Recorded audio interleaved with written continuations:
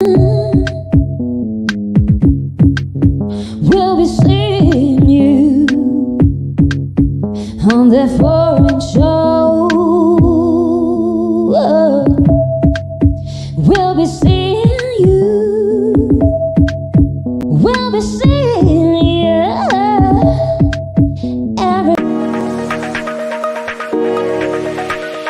ADR Networks presenta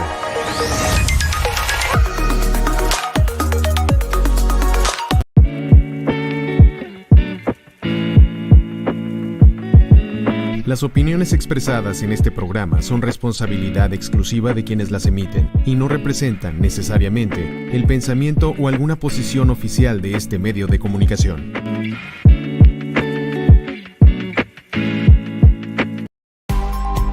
ADR Networks presenta. This is Celestine Angel. And I'm Isaac Crouch. And this is... Foreign Show! On the Foreign Show. Yes, ladies and gentlemen, boys and girls, people everywhere, welcome to the show. Hi, I'm Celestine Angel. I'm Isaac Rakesh. And we're here on ADF Network. Activating your senses. Yes. Today on the Insider segment, we're going to get into the sense of taste. Yes, we're going to talk about our review. It's going to be a review on the tempeh, right? Tempeh that we kind of featured on one of the previous episodes. And we actually had it delivered and we had an opportunity to try it out. We kind of cooked with it. And what do you think? Right, so first let me tell you what tempeh is. Tempeh is an Indonesian food. It's actually made from fermented soybeans. And it's like a power food. So and especially for vegans and all that, this is like amazing for them, because it's extremely good for you and it gives you all the protein you need. And Yep. Yeah. So it's basically it comes in a form of like a cake, right? And it's a particular fungus that ferments to make this thing, to make the cake.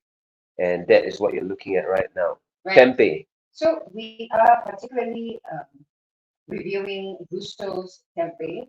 They sent us some packs of tempeh just a couple of days back, and we cooked with it, and it was so good. I mean, like, we are from Southeast Asia, and we have Indonesian food in our country, and tempeh is essential in an Indonesian food dish. Like, you have the whole mix, you have the rice or the dish that comes with it, like onion bakar or penyet or nasi goreng or Nasi whatever. goreng, yeah. And then they will add the tempeh. Like, they usually cut it into like some rectangular cubes, and you eat it with the rice. And sometimes you blend it all in, and it's just really delicious. Yeah, so you can see how it looks So like that's the when it's you're given. Yeah, it was so delicious that usually you get like this much, right? But I took this much, you know what I mean? I took the whole thing, Super Yeah. delicious. So, and we are planning to cook again with it today because according to Louisa, who was on our show, she was a guest on our show, in season 1, she explained that as you keep, because this is a non-GMO food, it continues to ferment as you keep it. So in the first 5 days when you receive it, it's best to eat it so the flavor is fresh, everything is good. And then you can freeze it and it will last up to 3 months. So if you're going to keep it in the fridge, you should consume it within 5 days. So we're going to cook our second pack today. And we actually have some ingredients that our friend got for us. Also another guest that came on the show, Nathaniel. Shout out Nathaniel. Yeah, he got for us some belacan from Singapore, and it's perfect with tempeh. So like, so exciting to have the two together and to have some Southeast Asian flavors as That well. is a special combination. You get the belacan, tempeh, with the rice. Yeah. And belacan is actually it's actually made from shrimp, right? So when you're cooking it, the place kind of stinks, right? It's like a very strong smell, overwhelms everything, but Mm-hmm. it's so But good. it's so I love it. I delicious. love that smell. Like, I mean, I'm sure a lot of like non-Southeast Asians would find it really strong and smelly, like like how a lot of Americans don't like durians, but like for us, it's like this smell is home. It's so nice. Yeah. So apologies to all the neighbors at Pake Orange. Yeah, Yeah. but you're invited to come over and try if you want. And I just want to make one point about the fact that this tempeh that you get from um, these guys is actually non-GMO food, right? Because GMO foods are genetically modified organisms, right? So technically, the Not idea, GMO, it's life. yes, Mhm, exactly, mhm, it's actually alive, mhm. non-GMO food being alive, and the fact that it actually is continuing to ferment, kind of gives you a clue of that it's actually a living organism that's still doing its magic, and it's the kind of food that we classify as a superfood, Yeah. together with yams and some of these other stuff. Yeah, I think like every culture has in their cuisine some of these kinds of foods where it's actually good for your gut. Mm. So like the Koreans have their kimchi, and Yeah. the Indonesians have tempeh, and belacan itself, like what we mentioned, is also one of these power foods. Belacan is as well, right? There's some fermenting going on in belacan It as is, well. yeah, it is fermented. Mm. Yeah, so we would like to mention the places where you can find Gusto's Tempeh. I mean, firstly, it's definitely something to bring up that there is tempeh in Mexico at all is incredible, Mm-hmm. and good tempeh. So and I think the people behind Gustos, they are really dedicated to creating the right taste, everything authentic that you can get. All the way back in Indonesia as well. So like, and the price of these pack is about 80 pesos, and I would think that that's a good price because you get a good amount. Like Mm-hmm.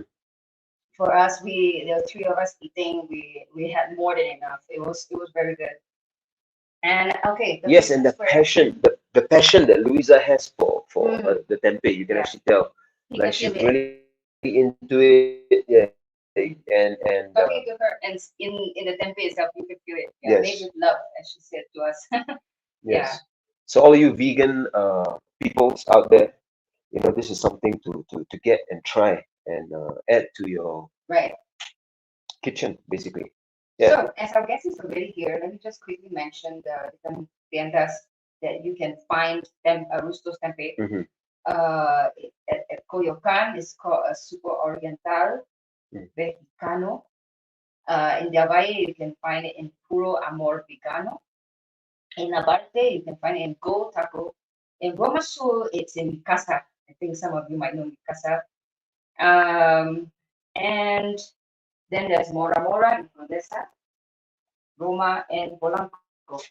So another thing that we would like to mention is that this is a Japanese Mexican based company, and they use traditional Indonesian techniques. So yes, that is all, and really try out tempeh.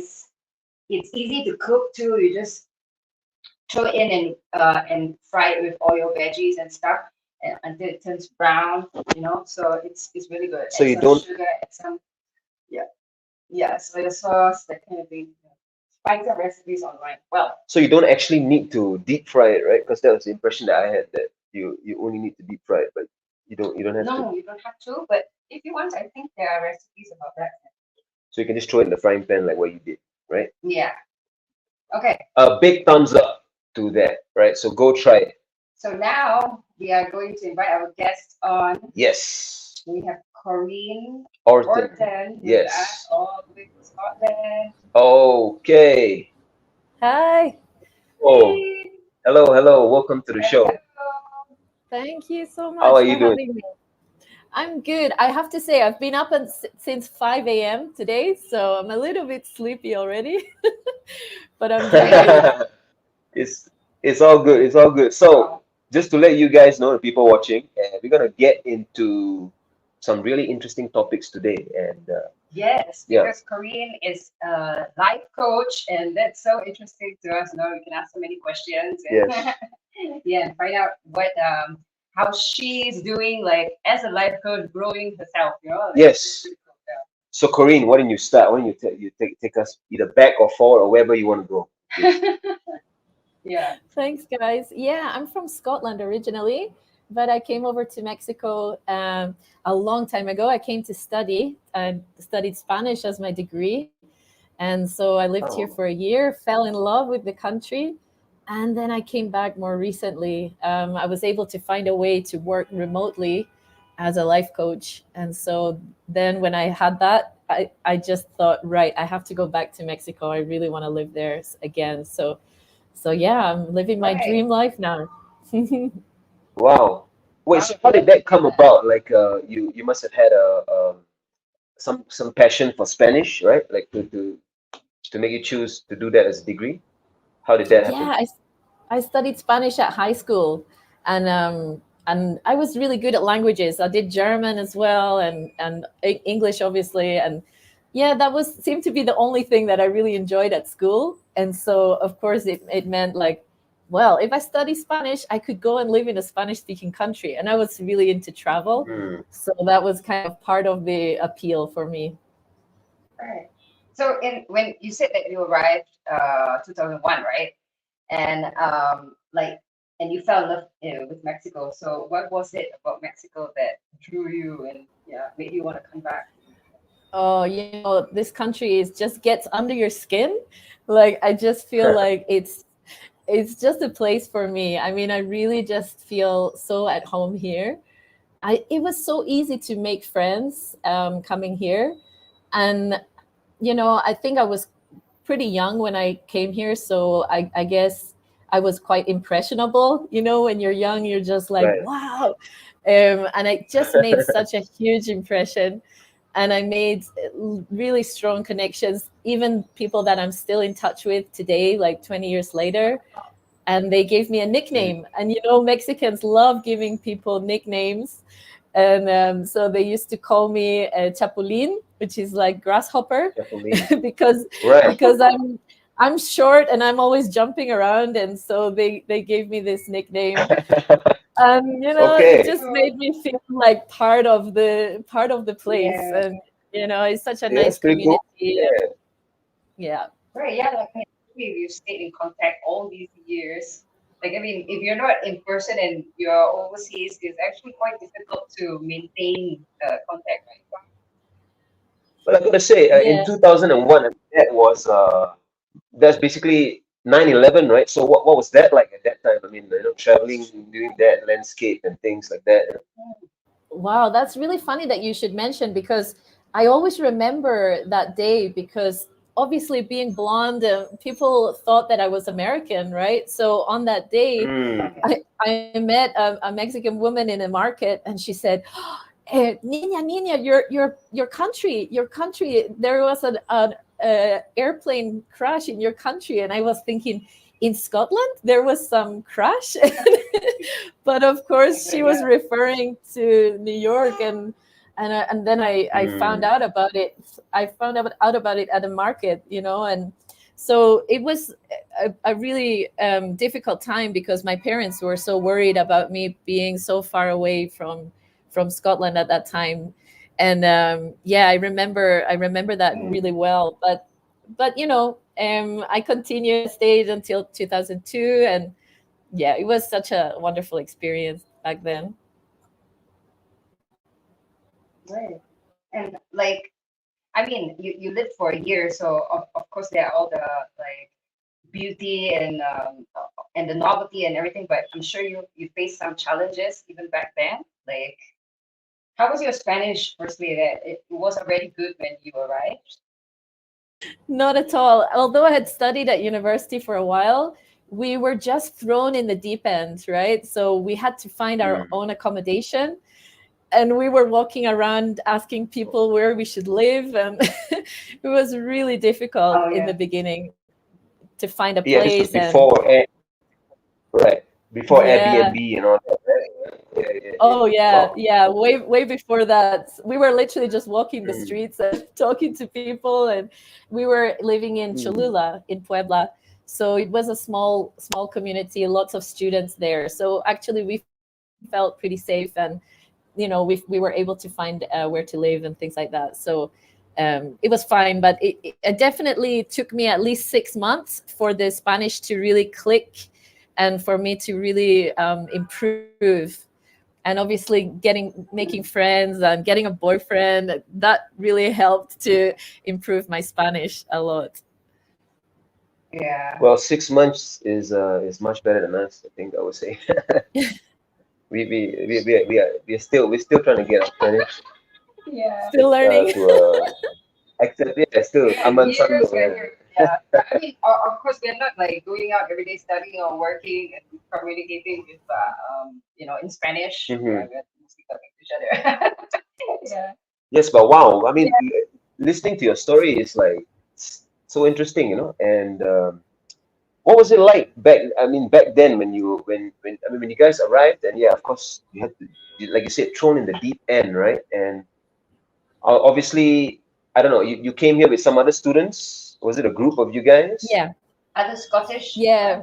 ones. Okay. Yeah, mostly I studied in English university, so it was some other English, all girls actually, and it was pretty funny. They called us the Go-Go's because when we spoke Spanish, or the English accent, when they say, for example, tango, they will say Okay. tango like this with a kind of English accent. So everybody was making fun of our pronunciation, like go go like this, and I thought, okay, I don't want to sound like that, so I'm gonna have to make an effort with my An Spanish. effort. And now I say tengo, and I know how to say it with a better accent, so I worked really Yeah. hard Okay. on that. That's It's perfect. good when they like make fun of you also, because then you know which areas the accent is going off, right? Yeah. Yeah. Because Yeah. this is a language of accents. It's like if you're putting the pressure on a different spot, the word changes from how they would pronounce it. So yeah, it's really interesting. Yes, and about that point also, when someone, for example, if you say tortas in a really strong American accent, or something, it's just a disconnect, right? Like an emotional disconnect or something when for the You're Spanish pronouncing people, I it guess, different. right? Mm-hmm. We feel that way in Singapore too when a foreigner tries to speak Singlish, and they try to. Yeah, no, well, let's not get into that. Let's keep things positive here on the show today, right? But there's something I want to ask you, Corinne. What was your impression before you got to Mexico, and what was different when you arrived? Yeah, so I really didn't have a strong impression of Mexico. It's so far from Scotland. It's not like in the Mm, States where they have a lot of connections with the country. They're so close by, and they have a lot of Mexican food in the States. But in Scotland, really, there's maybe one or two restaurants in my city, and they weren't so good. So I mean, I didn't have a really big impression of what to expect, and that was part of the interest for me. That was part of the reason, because I wanted to go far away. I wanted to discover something new. So many of my classmates went to live in Spain, because Spain is pretty close to Scotland. But i right. i was like, no, I want to go far. And so I didn't really have a big impression. I was a little bit worried about danger and poverty, things like this. And it was a bit of a shock, a culture shock, right? To see the difference eh, in lifestyle and cost of living and things like this. So yeah, there was a lot of culture shock in that day. I was so young. I hadn't really traveled very much. Um, but at the same time, there was so much beauty and so many fun things to discover. Yeah. So I was really hooked as soon as I got here, and going to visit like small towns, the pueblos mágicos and the beaches and things like that. It was such a pleasure. So it was not Yeah. difficult to fall in love with the place. Right. So, Corinne, you're like, I think our first Scottish guest. Yes, yes, you Yeah. are. Right? Yes. And like the only thing we know about Scotland is whatever we saw on Outlander. Your typical things, right? Yeah. Yeah. So we Amazing. think that is, Yeah. No, what yeah. was the other series that we there was this other series that we watched? What other series? Outlander is only one, right? Yeah, Yeah, but I mean, That's the big one for like, sure. Yeah. that's the big it's one, a right? big one. Yeah, right. Yeah, that was a really fun watch. But Mm, yeah, so we know that it's very mountainous, very scenic, yeah. and stuff like that. Could you tell us more stuff about Scotland? Yes, please. Of course. Scotland's a beautiful country. And as you know, yeah, there's a lot of castles. People think, oh, you live in a castle? Yeah, right. I mean, they're like huge castles all over the country, but nobody really lives there. Lots of people have weddings there, but that's about it. And so many beautiful lakes and mountains and all of that. It's really stunning. And it's a really friendly place. I come from Edinburgh, which is the capital, and they call it the festival city. So that's because it's like year round. There's so many festivals, cultural festivals, music, science, theater, comedy. I mean, there's a festival for everything. Mm, wow. And Wow. so Scotland is also very progressive, like with our politics. I think the majority of us did not vote for Brexit. We wanted to stay in Okay. Europe. We're pretty open-minded about our politics, and we welcome refugees. We're very proud as a small nation. We're only 5 million people, so it's a small population. But for me, the hardest part about living in Scotland is the weather. The weather is pretty cold and rainy and windy all year I round. mean, So yeah, that was my Honestly, challenge. that's my impression of most of the UK. Like that's my impression of the Yeah. weather. Mhm. Like gray. Yeah, yeah. So it's true. Yeah, even in Like, summer, it could be like that. Yeah, it's too bad. so I'm sure you're loving the weather here, then, right? I In Mexico can't get City. enough. I love it. I love it. this is this is a Just a perfect perfect climate blend, for right? me. Yeah. Mm. Yeah, really. Mhm. And we can. It's a nice view. I mean, where you at on your balcony? Yeah, so this is Right my now. balcony, Yeah, and yeah. it's funny for me. It's like a coming full circle because when I moved here in 2001, I was facing Popo, the volcano in Puebla, and I can Right. see it now from here as well. So it's like my little Mm. symbol of Mexico following me where I go. So yeah, we have a wonderful view. We're on the 10th floor, so I can't complain. Can you tell us a bit more about some of the challenges that you face, like when you came to Mexico? So you came here once in 2001 for a year, and then when did you come back again? Yeah, I came in Oh, you got 2001, and muted. then I was dragged away. I went to live in Japan, and I went to Spain for a while, and I moved around quite a lot. And then I was visiting quite regularly some of the friends that I have here. But I finally moved back in 2022, so just a couple of years ago. Um, there are quite a lot of cultural differences living here. It's definitely there's been when I talk to friends, things like working here can be a challenge. Most of the people that I work with are freelancers, but I've heard from some people who work in office jobs here, and the office culture is quite different from the Western perspective, I guess, from just long working hours and conditions and things like that. And the dating scene as well can be tricky to navigate, I think, for Westerners who are quite independent. Western women tend to be opinionated and independent and things like this. Right. So, Yeah. there can be some challenges in that respect as well, and it can As be there quite should be, right? traditional. Of course, it's So natural. I I eat mean, on all the, Yeah. I eat on all the yeah, apps. Like there is one for foreigners here as well, like Oh, is it? Hinge, I think. Yeah, supposedly yeah. that's a good one. Mm.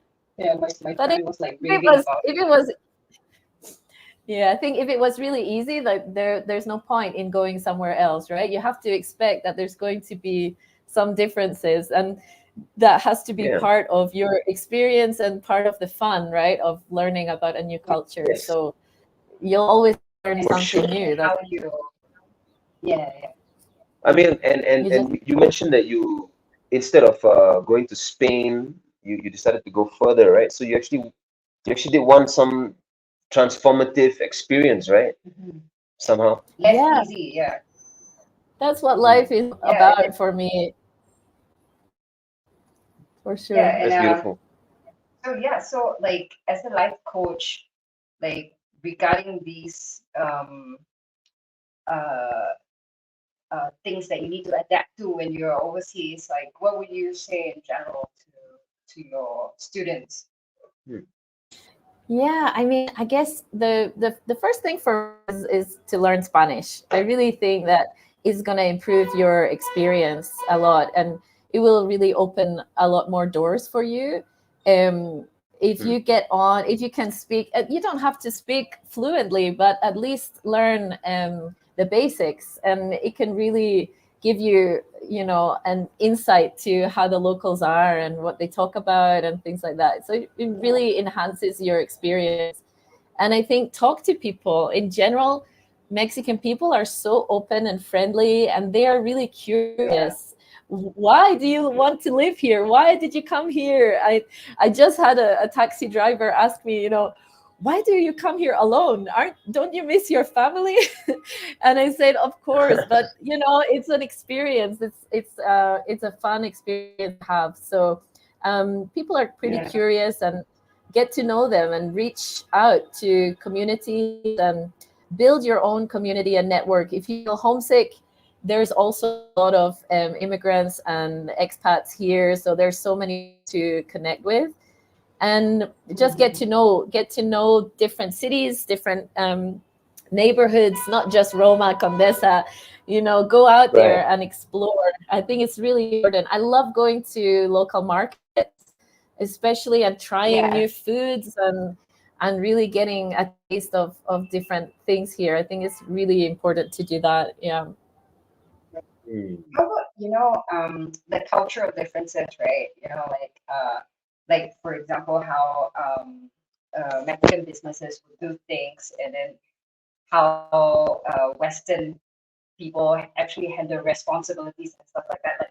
Like I've met a lot of friends who actually get so frustrated in the in the process Yeah. because of the differences. And like, what would you say about them? I think you know what I mean, right? You Yeah, are like, there's a lot to learn, really. I think Your that. your sorry to cut you off, Corinne, but your mic cuts on and off, just to let you know. Oh, really? I'm sorry. I don't know why it's doing that. Can you hear me okay? Right now it's good. Yeah. Yeah. Sorry. Yeah, Okay. I think there's a lot to learn here, and take it slowly and get to know the locals, get to know what they need, what they want from you, but don't expect everything to be easy, right? Don't expect it to be exactly like home. The whole reason you're here is to try something different. So you have to be open to Yeah. that, and adaptable. Yeah.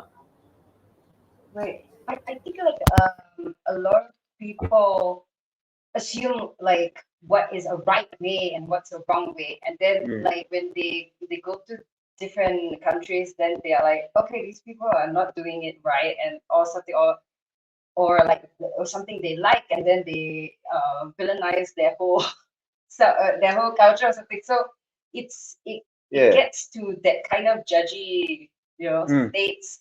And yeah, I've always thought it'll be good for us to. I mean, the point of going overseas is you start to see like there's no one way. Yeah. Like I was. Or the template that you've been using to judge things it can be broader, right? It can be more. It can include different things, I right? Things that completely is not agree. really. Yeah. Like I mean, like Yeah. just give the example of lateness. Okay. It's such a common topic, Yes. right? So basically, like okay, so like the Mexican culture is like more like it's definitely a later culture than let's say Japanese, you know. Okay. So like and the correct way is to be on time. The late way is wrong. But what is wrong is what's Yeah. right, you Yeah. Yeah. know? Yeah. Like Exactly. From in that perspective, like, yeah, what is wrong, what is and right. then Yeah. if you fight the lateness, you start flowing, you get really annoyed and you don't utilize your time well. But if you don't fight it, you don't judge it, you just flow with it. You know, you actually have a lot of fun. Like Mm. it's the difference maybe okay, let's say we're comparing Japan and Mexico. Like if you are so uptight with the time, you could be very it could be a more boring situation as well. You're like, okay, very fixed and you know, I don't know, Yeah. just I'm just talking No, randomly, but absolutely. yeah. It was so weird for me going from Mexico to Japan because I really got really into this way of life. Just oh, I'm gonna arrive whenever I'm ready, and nobody Yeah. minds if I'm a half an hour late. It's no problem. And then I went to Japan, and it was like they didn't understand why I was like this. You know, it's really a completely different Yeah, culture, and What people got happened? Can you pretty tell us? annoyed with Like, me. it's, you're, it's supposed to be, and you're to the dot, right? Like to the exactly like 8 p.m. is 8 p.m. sharp or yeah. something. Yeah. Oh yeah, You know yeah. what And in I the find? UK Like, too. and in the UK too. Okay, okay. Yeah. In Singapore as well, more or less like Yeah. little difference. Like 5 minutes, everyone's pretty cool, but they don't notice it. But like anything more than that, you're going to be labeled the late person. Yeah. Now, guys, we are Absolutely. saying this, but we are in the music business, and organizing events is a part of our thing. So actually, being organizers, we actually prefer if people arrive on time. You know what I'm saying? And But I do organize things with like a very spacious mm, mentality, like, and I'm cool also with what goes. Yeah. and to add on to your point about growing and growing your perspective, or changing your perspective, right? Like this thing of being a bit more spacious with the time and stuff, it's kind of actually also taught us to be a bit more flowy with things and a bit more accepting of other cultures and different peoples in the way they do things, right? So So, yeah, like for example, as artists, you generally like you suddenly you're running off to another thought or mm, like intuitively you're just flowing here and there. So like time is it's like an enforced concept from society, you know, like and you yeah, just want to do what your intuition wants you to do, you know. So and I respect that too. Like so I don't have so much of like, okay, this is right, this is wrong. Yeah. yeah. How do So you feel about it? Absolutely. It's so important to be adaptable, to be flexible. And I think that's what traveling teaches you. It teaches you how important it is to just be open to new ways of doing things, new cultures, new perspectives. It's so important to have an open mind and to approach things in a mhm. flexible way. It really helps you to grow. Yeah. Yes, yes, we noticed this like firsthand, and Yeah. I I want to get into a bit about how I mean your journey as a life coach, right? Like so I'm assuming that before you became a life coach, you're studying yourself, studying life, and studying I mean, you growing must have and been already a very introspective person mm, and stuff like that to be interested in this career, right? yeah, yeah. Can you tell us a bit about that? Yeah, absolutely. I was actually I received some coaching myself. So somebody coached me when I was going through a difficult time. And I realized Okay. how powerful it can be to have someone who listens to you, who doesn't judge you, and is just giving you the space to talk about what you need and what you want and what is challenging you. And helping you, supporting you through a difficult time, supporting you through a change, I realized like, wow, this is such a powerful thing to do for someone.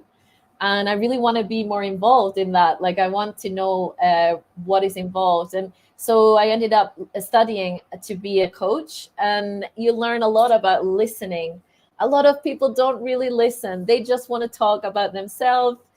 They want to give you advice.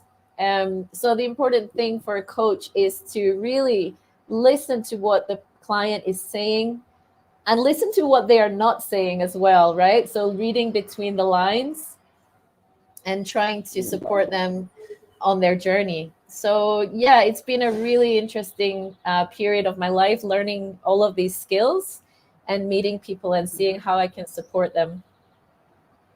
Right. Yeah, I can really feel that like your intention is very genuine. Like you don't, you definitely don't have the like The airs. yeah, like the guru and I'm giving glad. advice. Yeah. You're like, come here, let me coach you. It's kind of, right?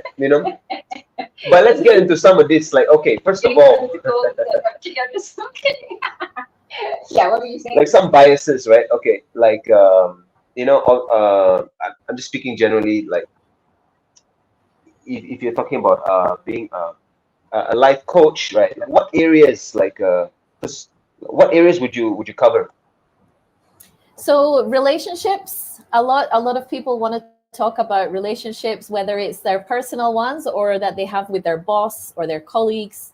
Usually they want to Okay. change something about a relationship, or changing careers. A lot of people are getting really sick of working in their traditional 9 to 5, and they want to break out and try something different, but they're not sure about what to do, about where to go.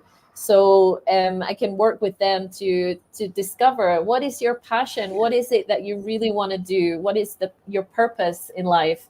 So Well, I love working with people about that, talking through what do you really want to get out of life. We only have one life, we've got to make the most of it. So what is it that you really want? That's what I tend to discuss with people. And it might be as well a habit that you want to change, something that you've been doing for years and you want to get out of this cycle.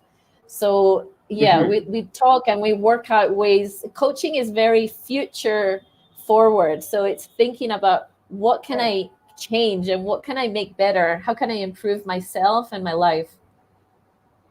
Right. It's interesting. So you actually have like a long-term relationship with your students, right? Like it's a continuous Yeah. process, and yeah, and it's kind of like therapy in a way, right? Like, and Yeah, they are definitely, it's very like similar. sharing with you. Mhm. hmm. Yeah, and like it's like you have someone to talk to that is completely interested in like your whole life, all the decisions that they can make it with you, right? Yeah, it's Uh, pretty cool. yeah, Absolutely. I'm thinking now to do a session with you. Yeah, sounds very interesting. Yeah. Let's do it.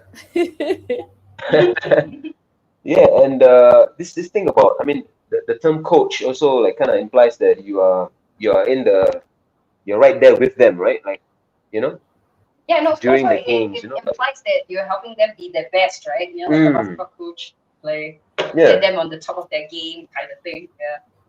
Can you tell us Yeah, a we bit say that you're about like, like no, sorry, sorry. go ahead. We say that we're like the client is in the driving seat, and we are like the person next to them on the passenger seat. Maybe we have a map, but the driver knows where they're going, right? What is important to you. You know best what Yeah. is best for you deep down. But sometimes you need someone to just help you bring it out and kind of give you some feedback, give you some Right. ideas, talk and listen to you, and that's Right. really what makes it supportive. Yeah. Yeah. Like it's like a sounding board. You have like someone to Yeah. hear all your ideas. Yeah. If you can figure things out with the person. I mean, without getting into any details, can you tell us a bit about maybe one or two clients that really something really interesting and some, that really struck a chord with you? Yeah, I mean, I had someone who recently who wanted to change careers. So we talked through, we did a lot of exercises, right? Like journaling, writing, what is important to me? Mm-hmm. What do I really want from life? What have been the significant experiences that I've had that I want to have more of? And then we like prototype. So we kind of thought about 3 careers that could be possible, and then do some kind of research into like what would it mean to take that job, what like would that give me the purpose that I want, that I'm looking for, and coming up with lots of ideas and strategies of how you could network yourself into that career. So that was really interesting. Also, I worked with someone who had a difficult relationship with their boss, and they felt that their confidence was really going down because they didn't get on well with their Oh. boss. So we talked a lot about how to be more assertive, how to get what you need from the relationship, and ways we worked out like conversational tactics of how she could talk to her boss and ask for what she needs and create a better relationship. So that was also really interesting, and it took a lot of time for that person to open up and to really think about their communication style, because it's hard to make those changes when you're older and you've been doing things a certain way for all your life. It's hard to make changes. But if something isn't working for you, then it's time to make a change. Yeah. Yeah, Most definitely. the theme of today's episode is committing to change, right? So Yeah. that is what you told me, and I thought that was like the most important part of like this whole life coaching thing, Yeah. that you can embrace change. Yeah. And Yeah. commit to it, right? Because it really is a commitment. You need consistency. You need to stick with it, right? Stick with the program if you want the change to happen, right? Because if you don't commit to Absolutely. change, Yeah. so cool. Like committing, because change is movement, and Yeah. committing is sticking to it. Yeah. Like if you don't do this process, you get stuck, right? You You get stuck. just get stuck on every level. Wow. I want to ask you. But I mean, it's like, scary. It can be because scary as well to change. uh-huh. Yeah. Yeah. I'm sure. Yeah. I mean, change is like scary for everybody, right? Yes. Yeah. Like, I mean, a lot of these topics seem to be, coming off of like not being able to really listen to yourself, or kind of like losing that voice, that inner voice, right? Would you say? Yeah, And absolutely. It's forgetting yeah. what you want, forgetting your needs, or not listening to what you really really want. Um, Mhm.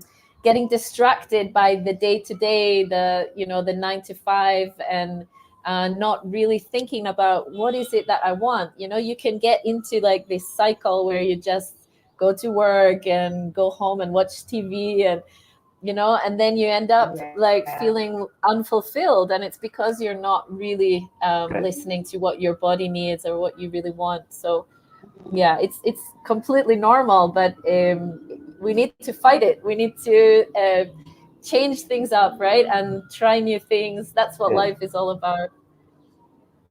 Yeah.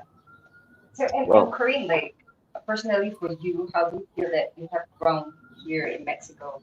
Like the experience Oh, here, how is it? so much. Oh my gosh, I can't even. I don't know. It's just so mind blowing every day. Like I just being able to live here. It's like it feels like a pleasure, right? There's just so much stimulus. There's so much to see and be Yeah. part of, and it really makes me grow as a person to be around. All these different amazing communities of people and friends that I've made here have really impacted my life, and I've had such amazing Yeah. experiences traveling around. I'm so grateful that I'm able to travel a little bit around different states in Mexico, and it's really expanded my mind, my awareness, my understanding of people and culture. So yeah, it's really been such an amazing experience, and I hope it continues. Right. Mm. Yeah. Like I mean, it is the experiences here do feel very deep, right? Like you, there's a lot of layers to dig into. Mm. Yeah. And I mean, at the beginning of the episode, you actually said that you feel that you're living your dream here, and that's amazing. I love that. Like, yeah. And what exactly is this dream like? Living in a foreign country or living in Mexico, or what exactly is? Yeah. Or having so I much think, change happen to you that you are constantly growing. Is that kind of what it is? yeah, it's all of those things. It's all of those things. It's feeling at home somewhere, feeling comfortable in my skin, feeling that I'm able to express myself. You know, here I feel that people are quite curious, like I said before, and I've become very open minded. Um, I'm sure that I can have a similar experience in Scotland, and I've had some wonderful experiences in different places that I've lived. But there's something about here that makes me feel really at home and comfortable and happy. The weather always makes me feel upbeat and really really excited to be in this glorious sunshine. It really Yeah. affects my mood in a positive way. So yeah, just I feel very independent here. I feel free. So yeah, I'm very very grateful for that experience and all the Right. changes that And I've been plus, through. Feel like I can cope with here. Yeah. Hmm. mm, Yeah, and you look so happy. Like I mean, you're beaming. yeah, Yeah, and every time we see you, it's like yeah, that. yeah. Yeah. So My I big mean, because smile. we don't have, yeah, like what a great smile you have. But so we have like maybe 10 minutes or so, 5 or 10 minutes left, and Mm. I would like to also talk about your career before as a film festival producer. I think that's really interesting to get into a bit. Oh Yeah. yeah. And Corinne told me she's going to Scotland soon to do coaching, like a coaching workshop for at a festival, at a film Oh festival. wow. That's very fun. Okay, can you tell Yeah, us a that's bit about right. that? Yeah. Yeah, absolutely. Actually, that's why I was up at 5 a.m. this morning because it was 11 a.m. in Scotland. And I was talking to some filmmakers this morning about confidence, about how to feel more confident in yourself. So I was giving a workshop Yeah. about that this morning. And next week, I'm going to Scotland to give a few more workshops, one about burnout, what happens when you feel burnt out, how can you challenge those feelings and assert your boundaries, um, and also I'm going to be working with some filmmakers to talk about their goals. So what do they want to do in terms of the films that they want to make, and how are they going to make it happen? So like I said, coaching is always forward looking. So thinking about what you can do, what you can put in place to achieve your goals. That's what I'm going to talk about when I do the workshops next week. So I'm really excited to go. And because in the past I was a film festival producer, I had a lot of contact with filmmakers and people in the industry. So I'm really happy that I can mix both worlds, right? The film Yeah. festival world and the coaching together. It feels like everything is coming together. So it's a really great Mm, time for me to use my networks right. and to help support people. Right. So do you know the Outlander people? No. Are you coaching them? maybe maybe I'll meet them next week. Who knows? Oh yeah, so fun. I'm Like yeah, I'm like so like embarrassed. I'm so embarrassed to say that I've never watched the show, but everybody tells me that they love it. So that's funny. I need to watch an yeah, it's episode. really good, really. Yeah, it's really good. I would say. Yeah. We watch all the seasons, waiting for the new season to come out. Yeah, because there's this like time travel thing that's built Yeah. into the So it's story and everything. sci-fi, and then Yeah. it's like epic. Oh Hmm. yeah. So, really cool. Yo, but Corinne, this is like these things that you're talking about, like bridging the two worlds, is something that's really close to our heart because the art that we do is actually in that same vein of kind of like self-empowerment, you know what I mean? Reprogramming yourself to putting yourself first, you know, and actually kind of getting rid of all the stuff that's not serving you. And Yeah. do you actually see a big pattern with artistic or people or filmmakers and producers who are actually, you know, dealing with these kind of topics now, you know, like kind of, for lack of a better word, spiritual topics, you know?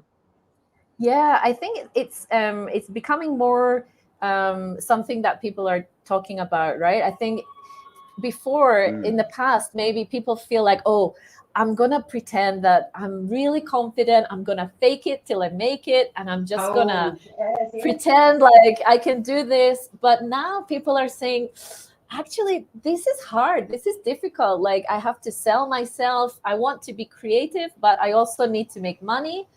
And how do I do both things? Because I feel really comfortable behind the camera, but in front of people and asking for money, trying to get funding, trying to get work, you know, that's a lot of work, that's a lot of effort. And so people are starting to say, you know, how can I be more confident? How can I get what I need and get what I want, and be authentic, right? Because you don't want to fake it till you make it. That doesn't make sense. We don't want to be fake. We want to be Yeah. real. We want to be authentic, and we want to be ourselves. That's the most important thing. So I think people are starting to realize, like, I need to learn how to not listen to my self-doubt, and to be a bit stronger, more confident. And so they're starting to work out, like, how do I do this, you know? So it's definitely a conversation that is going on at the moment in the industry, and I'm glad to be part of it and support people where I can. That's amazing. That's amazing. And being artists ourselves, we almost feel a very strong responsibility to kind of showcase our learnings, you know, our transformations through our art, you know, for the benefit of That's all great. people, you know. And Because yeah, that's the only way that like it feels right to connect, right? Like we have to do this, like we have to put ourselves out there. yeah.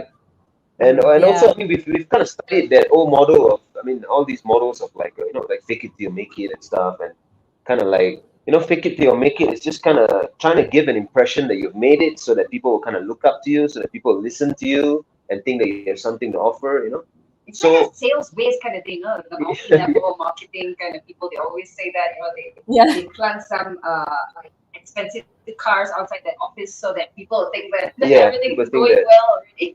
yeah, Yeah, it's so marketing My kind of angle, right? yeah, Yeah, my favorite quote and my favorite thing to tell people is, nobody is you, and that is your power, right? If you think about it, you're unique. You have something unique to share with the world.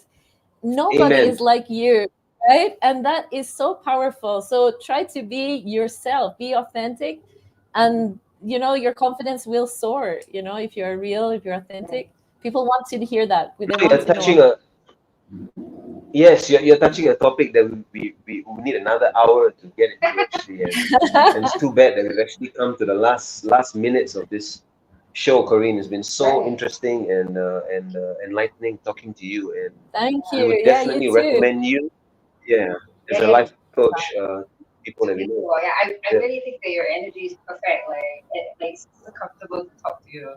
yeah, because Yeah, you're like the perfect life coach. Really, I can feel it. yeah, I mean, you have this Uh, like kind of openness, right? But also a kind of a challenging kind of Chapolin kind of feeling, you know, like That's and I love it. yeah, I love yeah, it. and Thank you so much. it's so great, it's so great. so. Um, So, Corinne, we do need some last words for the yeah, audience. Like, okay, so some actionable steps they can take to improve their lives as I know well you to figure usually out whether charge that's money for this, right? But yeah, yeah, some generic one for everybody. yes, I'll give you some wisdom for free. I think change can be scary, right? So start small. Start and make a change today. Challenge yourself. Put yourself out of your comfort zone. What little small changes can you make gradually to get where you want to be? mm, Do some research, journal. I'm really a big fan of writing down, what do I need, get it out of your head and onto the page. And when you're trying to figure out what is your purpose, think about what makes you happy, what is working for you, what is not, and try new things. Volunteer, talk to your networks, get involved with different projects and communities, and yeah, you'll find your purpose there. It's outside. It's not staying home. You gotta get outside and get out of your comfort zone. Mhm. Out of your comfort zone. Yes, you have to put yourself. You have to put yourself out there. Yeah. That's good. Yes. But start small. If that Well, feels scary, start small. Yeah. Mhm. start small changes, right? Like. Take small steps.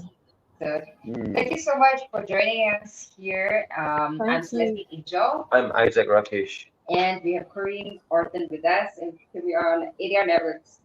Activating your senses. Signing Signing off. Thank you Been so nice much. talking to you, Bye-bye. Corinne, and talk to you soon. Thank you. Bye. Take care. Bye. Thank you to all who joined us here on That Foreign Show. It's been awesome.